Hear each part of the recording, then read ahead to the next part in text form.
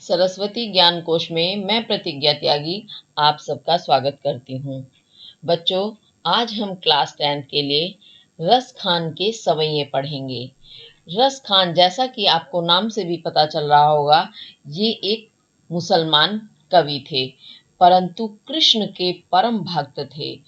ऐसा माना जाता है, हालांकि इन्होंने अपने विषय में कुछ लिखा नहीं है, लेकिन जो समीक्षा के आधार पर विद्वानों ने पाया कि इनका जन्म दिल्ली में हुआ था और ये दिल्ली को छोड़ करके वृंदावन चले गए थे और वृंदावन में ये श्री कृष्ण की भक्ति करते थे। श्री कृष्ण की भक्ति के ये पद रचते थे और उनकी श्रृंगारिकता के भी इन्होंने पदों की रचना की है, लेकिन श्रृंगारिकता के पद भी इनके शुद्ध रूप में हैं, उनमें जरा भी अश्लीलता दिखाई नहीं देती। तो श्री कृष्ण के परम भक्त थे ये, इसी कारण इन्होंने कृष्ण की भक्ति के ही पद लिखे हैं। और उन्हीं के जो एक रचना है सुजान रसखान की रचित हुई है ये पुस्तक, तो उसी के ही कुछ सवैयां आपके कोर्स में दिए गए हैं जिन्हें हम पढ़ेंगे। और सवैयां क्यों कहा गया है? क्योंकि ये सवैयां छंद में लिखे गए हैं। चलिए तो देखते हैं हम। इनका पहला जो छंद है, मानुष हो तो वही रस खानी, बसो ब्रज गोकुल गांव के ग्वारन। जो पशु हो तो कहाँ बस मेरो, चरो नित नंद की धेनु मझारन। पाहन हो तो वही गिरी को, जो धरियो कर छत्र पुरंदर धारन। और जो खग हो तो बसेरो करो, मिली कालंदी कुल कदम्ब की डारन। बहुत ही सुंदर पद है। इस पद को आपने पहले भी किसी छोटी क्लास में जरूर पढ़ा होगा, क्योंकि ये छोटी क्लासेस में मैंने कितनी बार देखा है कि होता है किसी ना किसी क्लास में जरूर। तो देखिए, इसका पहले हम अर्थ देखते हैं। रस खान जी की क्या अभिलाषा है? तो सबसे पहले तो आप जब इसकी व्याख्या करेंगे, व्याख्या से पहले थोड़ा सा कुछ और मैं बता देती हूँ कि जब आप लिखना शुरू करेंगे तो सबसे पहले संदर्भ बताएंगे कि ये क्या चीज है, कहाँ से आई है, उसका परिचय देंगे। तो वही परिचय आपका संदर्भ के अंतर्गत आता है। तो बताएंगे कि प्रस्तुत पद्यांश हमारी पाठ्य पुस्तक हिंदी के रसखान द्वारा रचित सवैये नामक शीर्षक से लिए गई हैं। उसके बाद हमें बताना होता प्रसंग यानी इसमें क्या है। तो इसमें रस खान जी ने अपने आने वाले जन्म में वो जिस भी रूप में आना चाहते हैं, वो आना नहीं चाहते हैं, जिस भी रूप में उन्हें जन्म मिले तो वो क्या क्या बने, श्री कृष्ण की समीपता उन्हें हर स्थिति में प्राप्त हो, ऐसा उन्होंने इसमें वर्णन किया है। तो अब देखते हैं क्या कहा उन्होंने। मानुष हो तो, यानी इस जन्म में मृत्यु के पश्चात जब मुझे अगला जन्म प्राप्त हो, तो अगले जन्म में यदि मैं मानुष हूं, मनुष्य बनूं, तो वही मनुष्य बनूं। रस खान जी अपनी अभिलाषा प्रकट करते हुए कह रहे हैं। तो यदि मैं मनुष्य हूं तो वही मनुष्य बनूं। बसो, जो बसे, ब्रज गोकुल, ब्रज और गोकुल गांव के ग्वालों के बीच में, यानी यदि मेरा जन्म मनुष्य के रूप में हो अगले जन्म में, तो मैं ब्रज और गोकुल गांव के जो ग्वाले हैं उनके बीच में निवास करूं, बसूं यानी निवास करूं, मेरा वहां रहने का स्थान हो, यानी ग्वालों के बीच में रहूं।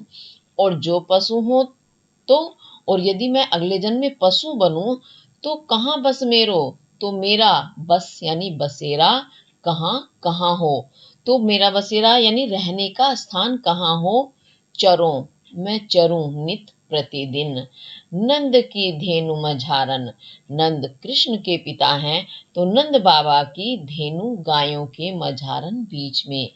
यदि मैं अगले जन्म में पशु बनूं तो मेरा निवास स्थान कहाँ होना चाहिए, तो वो बताते हैं जहां होना चाहिए, यानी मैं नित प्रतिदिन नंद की धेनु मझारन, नंद बाबा की जो धेनु हैं, गायें हैं, उनके मझारन बीच में चरूं यानी चरना जानते हैं हम, जानवरों को वनों में ले जाते हैं तो वो वहां घास चरते हैं, चरना अर्थात खाना।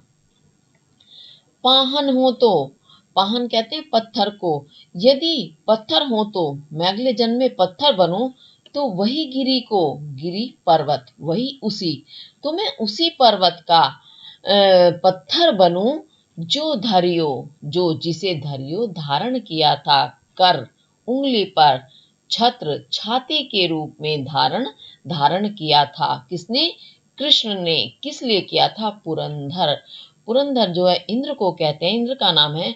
इंद्र के घमंड को चूर करने के लिए जिस पर्वत को अपने कर, हाथ में छत्र छाती के रूप में धारण धारण कर लिया था, उठा लिया था कृष्ण ने, मैं उसी गोवर्धन पर्वत का पत्थर बनूं, यदि अगले जन्म में मैं पत्थर बनूं तो। और उसके अलावा और क्या हो? जो खग हो तो, और यदि मैं खग पक्षी हूं तो बसेरों करो, तो मेरा बसेरा हो, मैं बसेरा करूं अर्थात निवास स्थान बनाऊं अपना। मिली कालंदी कूल कदम्ब की डारन, तो कालंदी यमुना का नाम है, कूल किनारे, यमुना नदी के किनारे, कदम वृक्ष का नाम है, तो कदम के वृक्ष की डारन डालियों पर मैं अपना निवास स्थान बनाऊं, वहीं मिल करके मैं रहूं। क्यों? क्योंकि श्री कृष्ण वहीं यमुना के किनारे कदम के वृक्ष के नीचे रास लीलाएं खेला करते थे। तो वो हर स्थिति में कवि की यही इच्छा है कि मेरी समीपता कृष्ण से बनी रहे। ये आपको समझ में आया होगा। अब आगे इसके हम काव्य सौंदर्य के तत्व देखते हैं। भाषा, जैसा कि रस खान जी कृष्ण के भक्त थे और कृष्ण जी की भाषा थी ब्रज भाषा, तो उसी भाषा को रस खान ने अपनी पद्य की रचना करने की भाषा के रूप में प्रयोग किया है। तो इसकी भाषा है ब्रज, गुण इसमें प्रसाद है और शैली मुक्तक है, छंद सवैया है, जैसा कि ऊपर आप देख रहे हैं सवैया लिखा हुआ है, तो सवैये हैं इनके सारे ये रचनाएं। और रस है इसमें भक्ति रस और शांत रस। तो ये इनकी काव्य सौंदर्य की चीजें हुई। अब एक चीज और रह गई है, जैसा कि आपको याद होगा, हम लास्ट में सबसे उसे देखते हैं, एक एक लाइन देखते चलेंगे। मानुष हो तो वही रस खानी, बसो ब्रज बावर्ण की आवृत्ति हो रही है, गोकुल गांव के ग्वारन गवर्ण की आवृत्ति हो रही है।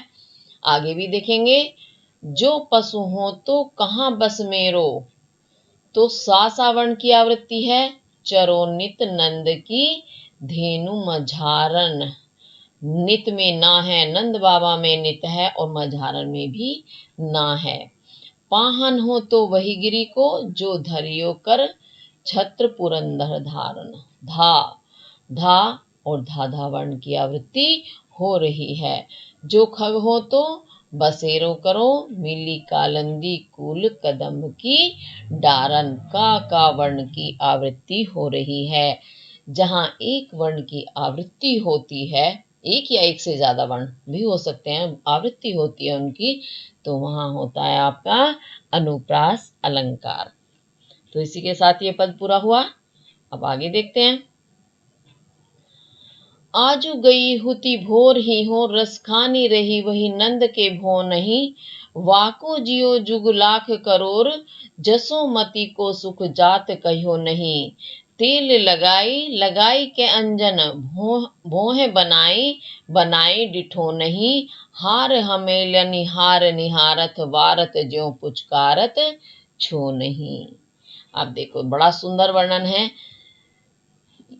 एक गोपी सुबह सुबह प्रातः काल में ही नंद बाबा के घर पहुंच जाती हैं और वहां उन्होंने जो सुंदर दृश्य देखा उसका वर्णन वो आकर के अपनी सखी से करती हैं। क्या कहती हैं? हे सखी, आजू यानी आज ही, गई थी भोर ही हूं, भोर ही में, भोर यानी प्रातः काल में ही, आज मैं प्रातः काल में ही गई थी। कहाँ?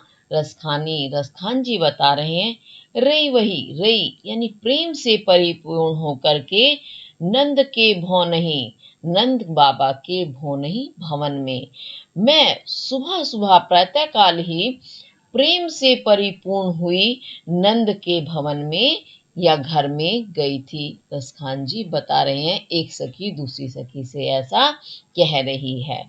और क्या बताती है? उसने क्या देखा? वाको जियो, वाको यानी उसका, उसका जो पुत्र है, किसका? नंद बाबा का और यशोदा का, उन जियो जिए, जगु लाख करोड़, जगु यानी युग, लाख समझते हो, करोड़ करोड़, तो वाको यानी उसका जो पुत्र है वो लाख करोड़ जगु, लाखों करोड़ युगों तक जियो जिए, ऐसी मेरी मनोकामना है। अपनी मनोकामना वो बता रही हैं कि जो उन्होंने दृश्य देखा तो उनके मन से ऐसी दुआएं निकल रही हैं उस गोपी के कि वो कह रही है मेरी तो यही इच्छा है कि उनका पुत्र लाखों करोड़ों वर्षों तक जिंदा रहे, युगों तक जिंदा रहे। जसोमती को सुख जात कहो नहीं, जसोमती यशोदा जी को कहते हैं, तो यशोमती का, यशोदा जी का जो सुख है जात कहो नहीं, कहा नहीं जा सकता। कृष्ण जैसे पुत्र को प्राप्त करके जो सुख जो आनंद यशोदा माँ उठा रही है उसका वर्णन करना संभव नहीं है, कहा नहीं जा सकता, वर्णन नहीं किया जा सकता। क्या देखा गोपी ने वहां, तेल लगाई यशोदा माँ ने, पहले तो कृष्ण को तेल लगाया, तेल की मालिश करते हैं ना बच्चों को, लगाई के अंजन, फिर तेल लगा के उन्हें नहलाया होगा, नहलाने के बाद लगाई के अंजन, उनकी आंखों में अंजन यानी काजल लगाया, या तेल लगाना या सिर में भी होगा, जैसे बच्चों के सिर में तेल लगाते हैं नहलाने के बाद, उन्होंने पहले सिर में तेल मालिश की, तेल लगाया, फिर आंखों में काजल लगाया, भौहें बनाई, फिर उसी काजल से उन्होंने कृष्ण की भुहें बना दी। जो भुहें होती हैं छोटे बच्चों की हल्की होती हैं, तो क्या करती हैं माताएं, उसी काजल से बच्चों की आईब्रो डार्क कर देती हैं भुएं, और फिर बनाए डिठो नहीं, और उसी काजल से उन्होंने उसके डिठोना कहते हैं नजर का टीका बनाई, बना दिया, लगा दिया। फिर उसके बाद और क्या किया, डारी हमें लनिहार, डारी डाल दिए, पहना दिए, हमेल अनिहार, ये हमेल और हार जो है गले में पहनने वाले आभूषण है, तो उनके गले में फिर उन्होंने हार हमेले डाले, और निहारत, फिर सजा संवार के बड़े ही प्यार से पुत्र को निहारत निहारती हैं, बड़े ध्यान से देखती हैं, वारत और उस पर वारी जाती हैं यानी न्योछावर जाती हैं, से पुत्र को इतने सुंदर रूप में देकर माता की आत्मा प्रसन्न हो जाती हैं, और वो पुत्र की उस सुंदरता पर मुग्ध होकर के खुद को भी न्योछावर करने को तैयार रहती हैं। और जो पुचकारत, जो जैसे वो पुचकारती हैं, प्यार करती हैं पुत्र छो नहीं पुत्र को, उसे देखकर जो आनंद यशोदा माँ उठा रही हैं उस सुख को जात कहो नहीं, कहा नहीं जा सकता, अर्थात उसका वर्णन नहीं किया जा सकता। जो सुख जब पुत्र को इस रूप में, इतने सुंदर रूप में माँ देखती है, तो माँ के जो खुशी होती है, आनंद होती है, उसका वर्णन करना संभव नहीं है, उसे तो सिर्फ अंतर्गत ही महसूस किया जा सकता है। जैसे गूंगा व्यक्ति किसी भी चीज को खाता है तो अंदर ही अंदर महसूस कर सकता है, बोल कर नहीं बता सकता, ऐसे ही माँ के उस सुख का वर्णन शब्दों में नहीं किया जा सकता, अंतर्गत ही उसे अनुभव किया जा सकता है। बड़ा ही सुंदर वर्णन इसमें रसखान जी ने किया है, तो ये आपको भावार्थ समझ में आया होगा। अब इसके हम काव्य सौंदर्य के तत्व देख लेते हैं। इसकी भाषा वही ब्रज है, और छंद जो है आपका समैया है, और इसमें चित्रात्मक और मुक्तक शैली का प्रयोग हुआ है। मुक्तक शैली तो है ही, चित्रात्मक यानी जब इसे हम पढ़ रहे हैं हमारे आंखों के सामने चित्र से बनते चले जा रहे हैं, और गुण है प्रसाद, रस है इसमें वात्सल्य, क्योंकि पुत्र का वर्णन किया गया है, पुत्र के रूप का, तो इस कारण इसमें वात्सल्य रस बनता है। अब इसमें हम ढूंढेंगे अलंकार, एक एक लाइन में देखते चलेंगे। आजू गई हुती भोर ही हो, रस खानी रही वही नंद के भो नहीं, तो रस खानी रही, रा रावर्ण की आवृत्ति है, वा को जियो जगु लाख करोड़, जियो जगु जा जावर्ण की आवृत्ति हो रही है, जसोमती को सुख जात कहो नहीं, जा जावर्ण की आवृत्ति हो रही है। और देखेंगे तेल लगाई, लगाई के अंजन, लगाई इसमें तो वर्णों की भी, पदों की भी आवृत्ति हो रही है, भोन बनाई बनाए डिठो नहीं, है नहीं, हार हमेलनी हार निहार, डारी हमेलनी, हा वर्ण की आवृत्ति हो रही है। तो इस कारण आपका कौन सा अलंकार हो गया यहाँ, अनुप्रास अलंकार। उसी के साथ लगाई लगाई, बनाई बनाई। यहाँ शब्दों की आवृत्ति होने के कारण यहाँ पुनरुक्ति प्रकाश अलंकार बन रहा है। इसी के साथ आपका ये वाला पद पूरा हुआ। अब आगे देखते हैं। धूरी भरे अति शोभित श्यामजू, तैसी बनी सिर सुंदर चोटी, खेलत खात फिरे अंगना, पग पैंजनी बाजती पीरी कछौटी। वाह छवि को रस खानी बिलोकत, वारत काम कला निज कोटी। काग के भाग बड़े सजनी, हरि हाथ सो ले गयो माखन रोटी। वाह, कृष्ण के बचपन का कितना सुंदर दृश्य प्रस्तुत किया है रस खान जी ने, जो बिल्कुल अंतर को छू जाता है। छोटे कृष्ण हैं और कैसे घुटुरवली चलने वाले हैं, उन्हें पैदल चलना नहीं आता, उस समय का वर्णन है। धूरी भरे, धूरी यानी धूल से भरे हुए, परिपूर्ण हुए, अति शोभित, अति बहुत ही ज्यादा शोभित, सुशोभित हो रहे हैं। श्यामजू श्री कृष्ण, श्री कृष्ण धूल से भरे बहुत ही ज्यादा सुशोभित हो रहे हैं, पूरी तरह से धूल में सने हुए हैं। तैसी बनी, ये रिस नहीं है, सिर सुंदर चोटी, तो तैसी वैसी ही बनी हुई है सिर, उनके सिर पर सुंदर चोटी। माँ ने बड़ी सुंदर सी चोटी उनके सिर पर बना रखी है। क्यों? जैसे छोटे बच्चों के बाल काटे नहीं जाते कुछ समय के लिए, तो वो बड़े हो जाते हैं, उन्हें पकड़ करके माँ क्या करती है, ऊपर एक चोटी बना देती हैं। तो ऐसी ही माँ यशोदा ने कृष्ण की बड़ी ही सुंदर सिर पर चोटी बनाई हुई है। और खेलत खात, खेलते हुए खाते हुए, फिरे अंगना, कृष्ण अपने अंगना आंगन में फिर रहे हैं, घूम रहे हैं। पग पैंजनी बाजती, और उनके पग पैरों में पैंजनी पायल बाजती बज रही है, क्योंकि छोटे छोटे कृष्ण छोटा सा थोड़ा सा ही चलना सीखे हैं, पैरों में पायल पहने हुए हैं, तो इस कारण उनकी पायल बज रही हैं। घुंघरू लगे होंगे उनकी पायल में। पीरी कछोटी, और पीरी कहते पीली कछोटी, लंगोटी उन्होंने पहनी हुई है। पीली कच्छी भी कह सकते हैं, लंगोटी भी कह सकते हैं। तो पीली लंगोटी या कच्छी उन्होंने पहनी हुई है।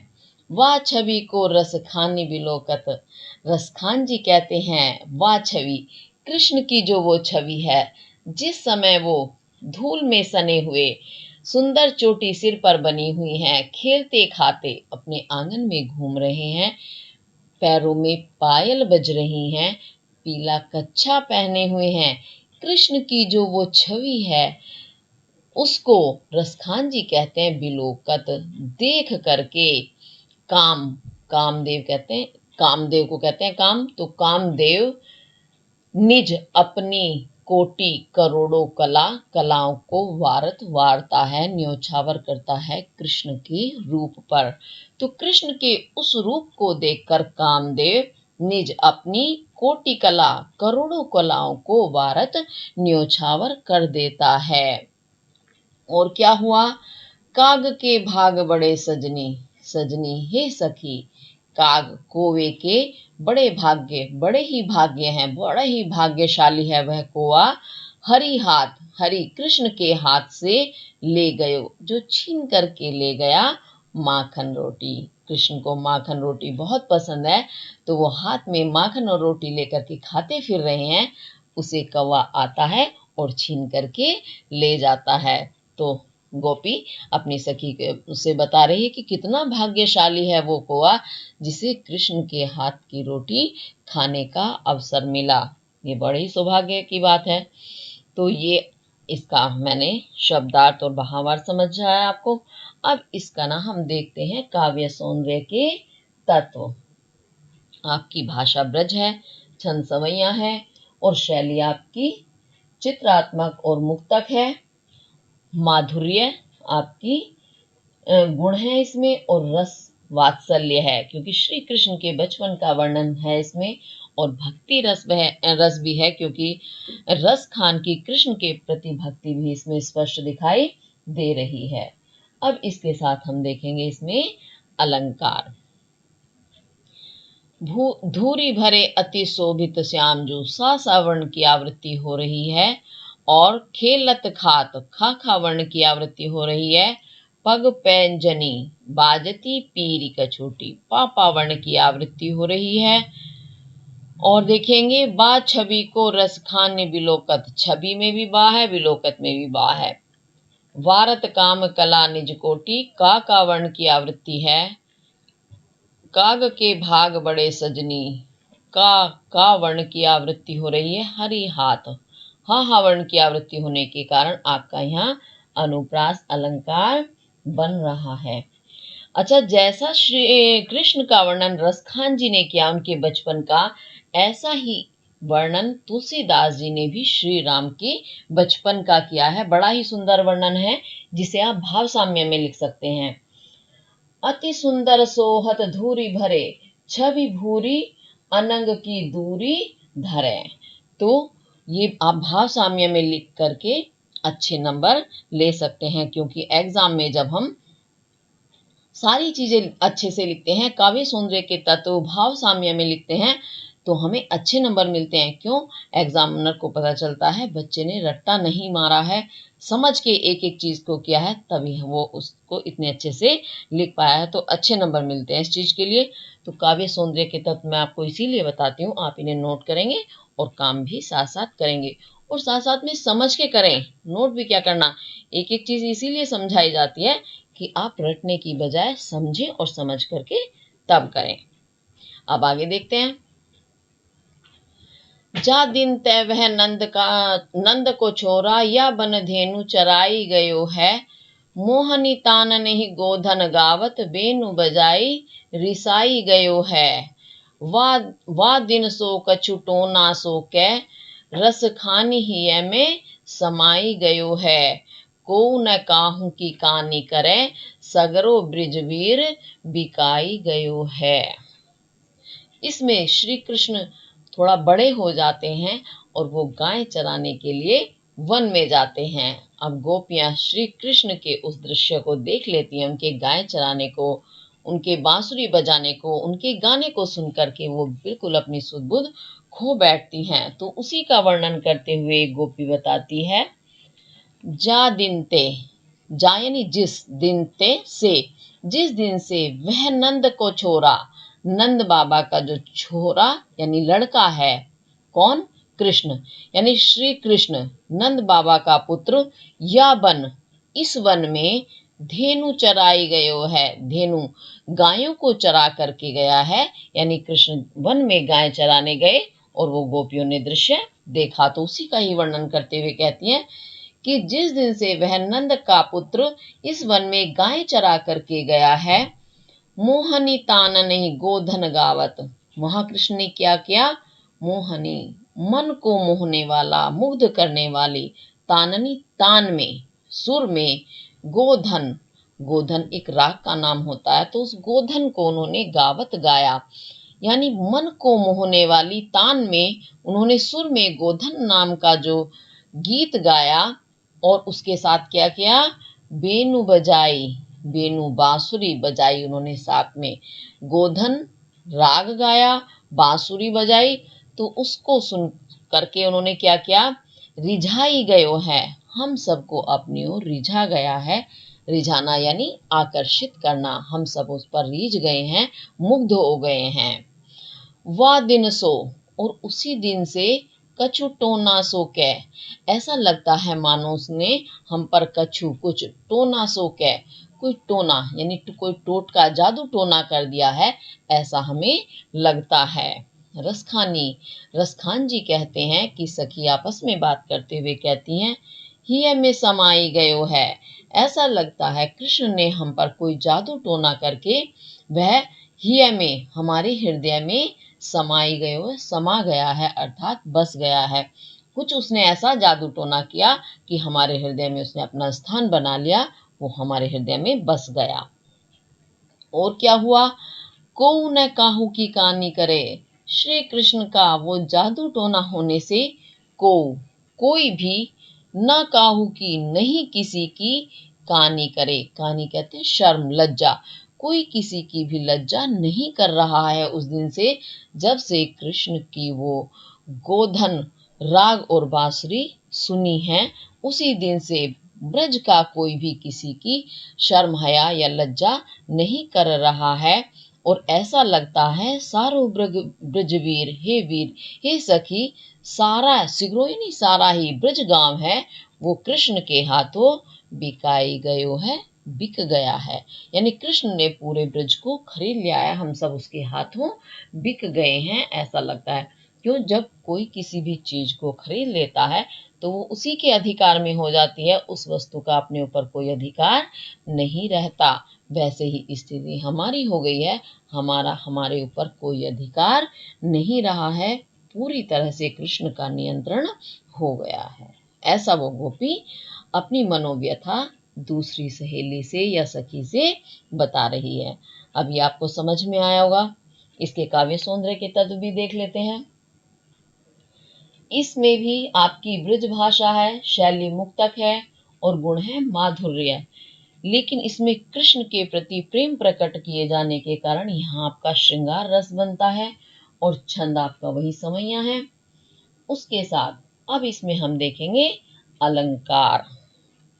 अलंकार देखेंगे। जा दिन तय नंद का चोरा या बन धेनु चराई गयो है। ढूंढते चलेंगे एक एक वर्ण। मोहनी ताननी गोधन गावत, नाना वर्ण की आवृत्ति, गा वर्ण की आवृत्ति, बेनु बजाई, बा वर्ण की आवृत्ति, बजाई रिझाई, आई वर्ण की आवृत्ति हो रही है। वा दिन सो कछु, टोना सो का वर्ण की आवृत्ति है। रस खानी ही में समाई गयो है। को न काहू की कानी करे, का वर्ण की आवृत्ति हो रही है। और सारा ब्रजवीर बिकाई, बा वर्ण की आवृत्ति होने के कारण आपका अनुप्रास अलंकार है इसमें। और इसमें दिखाई नहीं देगा क्योंकि ये शब्दालंकार नहीं, उसके अलावा अर्थालंकार भी है। यानी कृष्ण की बांसुरी और उस राग पर इतनी मोहित हो गई हैं गोपियां कि सब कुछ ही भूल गई हैं, जादू टोना सा उन पर हो गया है, एक दूसरी की शर्मो हया भूल गए हैं। तो उनकी बांसुरी की उस आवाज को और गोधन तान को बहुत ही बढ़ा चढ़ा करके अतिशयोक्ति के साथ प्रस्तुत किया गया है। इस कारण इसमें आपका अतिशयोक्ति अलंकार भी बनता है। तो आज हम यही समैया पढ़ेंगे। इसके बाद जो शेष बचे हुए हैं उन्हें मैं आपको अगली वीडियो में पढ़ाऊंगी। अगर आपको कोई भी चीज समझ नहीं आती है तो आप मुझसे कमेंट करके पूछेंगे, मैं आपके हर सवाल का जवाब दूंगी। और अगर आपको मेरी वीडियो अच्छी लगती है तो लाइक, शेयर और सब्सक्राइब जरूर करें। इसी के साथ धन्यवाद।